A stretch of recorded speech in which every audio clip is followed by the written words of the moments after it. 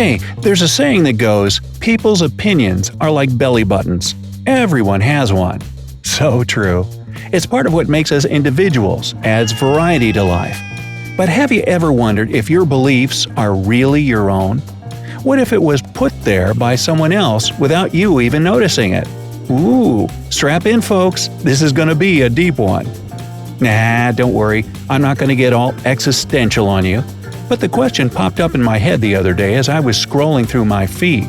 I sat there, certain as the sky is blue, that no ad or news piece changes the way I think or makes me want to buy something. I mean, think about it. If I know that a commercial or sponsored social media post is designed to manipulate how I think about something, then how could it work? Plus, do you even pay attention to ads?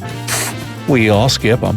So I started digging, and I was shocked when I found out all the tricks the commercial media uses to influence us. The crazy thing is, many of the techniques rely on our own mind's participation, and most of them have been around for a long time. There's this thing psychologists call the sleeper effect, and it's been observed since the late 1940s. This is where you get a piece of information that sounds like it could be true at first, but you dismiss it as soon as you notice that it's likely just biased propaganda. However, psychologists found that after some time, despite being perceptive enough to know better when first presented with a message, people, yes, that means you and me, come to accept it. Why? In a nutshell, if the initial message is strong enough, the message will stick in our minds longer than the source, even when we wrote the source off as unreliable. You know those quotes you see in ads for a movie with giant bold text that says something like, "the best film of the summer"? You ever bother to notice who said it? I almost always do because, well, I consider myself a pretty observant guy that can't be fooled. I may even roll my eyes when I notice that the person quoted works for the same company that made the movie. Of course he said that. He's just trying to sell me a ticket. Still, that Friday night when a friend asked me if I saw that new dinosaur movie, I'll find myself saying something like, "No, but I hear it's great," just before I step up to the ticket window and say, "2 for Jurassic Jaws Part 8, please." And the big surprise? It was not the best movie of the summer. See what I mean? Then there's the framing effect, which is all about perception. After all, language can be tricky, and when it comes to how we want someone to think about something, it's not always about what we say, but how we say it. The way something is framed can affect everything, from how we interpret a story in the news to what shampoo you decide to buy. You're a lot more likely to buy a product that's 90% effective than one that's 10% effective, right?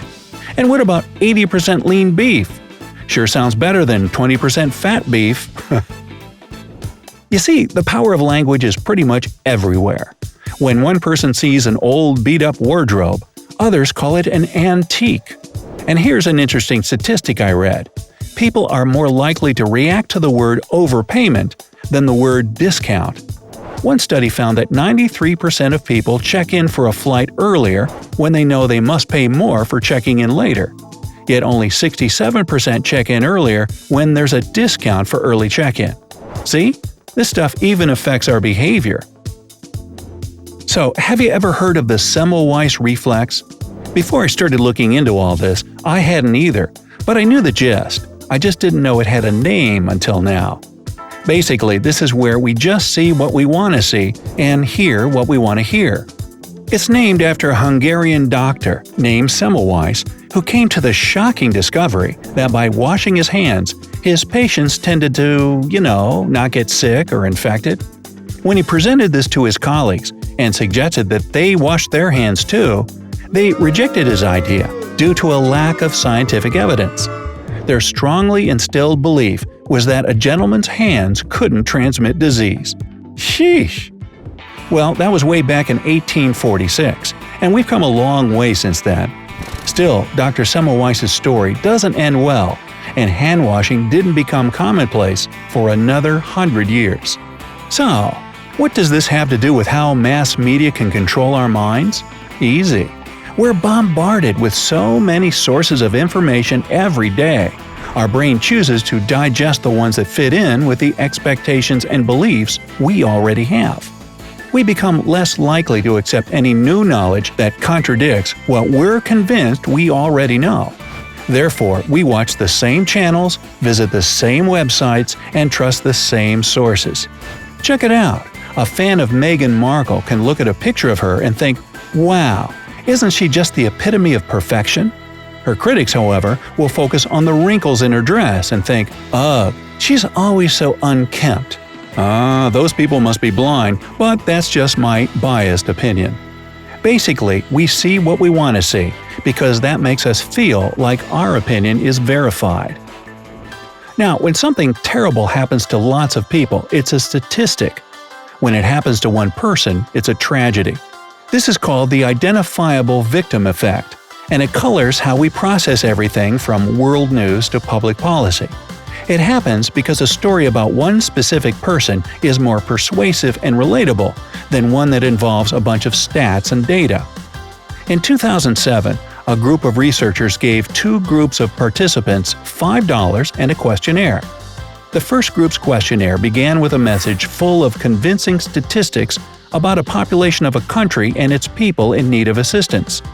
The second group received a questionnaire that contained the picture of a small child that noted their life would be changed for the better as a result of your financial gift.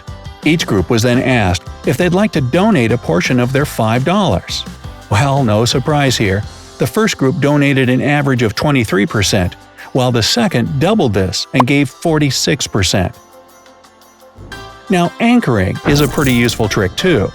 It's something we all do, and smart advertisers, marketers, and salespeople know it and use it all the time.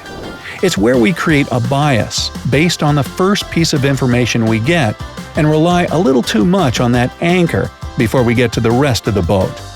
Take Instagram, for example. You can take a picture of something or someone, crop a piece of it, and present that part as the whole. You know, like that selfie where it looks like you're out in the woods on an adventurous camping trip. But if we zoom out, we see you're just standing near a few trees and bushes in your neighbor's backyard. But that wouldn't get as many likes now, would it? In marketing terms, it's where we're presented with a high price for something first, establishing our bias of what the thing costs, and then it's presented with a great deal at a lower price. Like that coat you tried on that looks perfect on you, has a price tag that says $500, and the salesperson tells you it's on sale for $150. Whew, sold. Then the season goes by, and you see the same coat on a clearance rack for $50. Yup, that's the anchor effect.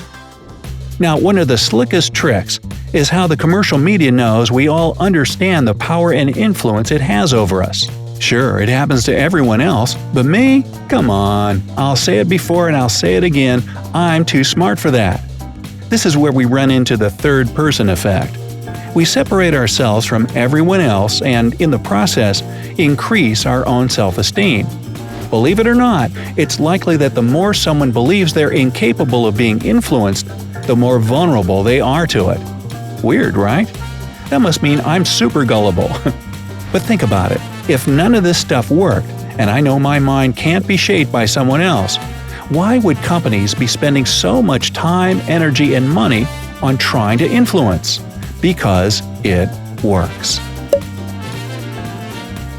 Look, I totally get it. You start down this rabbit hole and watch a video about how our minds and decisions are being affected without our consent, and it can seem like a real downer. Well, we're just all pawns in these corporations' games of manipulation. But come on, this is the bright side, not the Debbie Downers.